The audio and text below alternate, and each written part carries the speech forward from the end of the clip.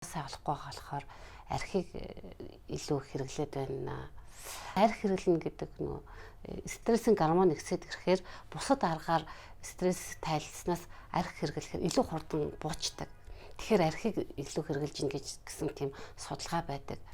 Тэгвэл архийг бид нар яаж хэрэглэх вэ гэвэл бага хэмжээний архийг сэтгэл ханамжтай болгодог тийм арга байна. Тэгэхээр ер нь бол архийг хорлог багтаа уухын тулд одоо нэг хундаг арх уулаа гэхэд 2 аяга ус уу гэсэн тийм дүрэн байдаг. Тэгэхээр нэг аягийг арх уул хундагаар уухгүйгээр аяганд хийгээд дээрээс нь тэр хэмжээний архинасаа 3 дахин их ялангуяа газтай ундаа хийж хаад болж игэл мөс хийж байгаа дуух юм бол тийм хурдан тэр архиа гэд уугаад дуусчихдаг юм гэл баг багаар уугаал яриад тэ нөгөө хүмүүстэйгээ ярьж суужгаад сэтгэл нь татчихдаг. Гол нь сэтгэлээ татах чухал баг юм. Архиндаа цадах биш.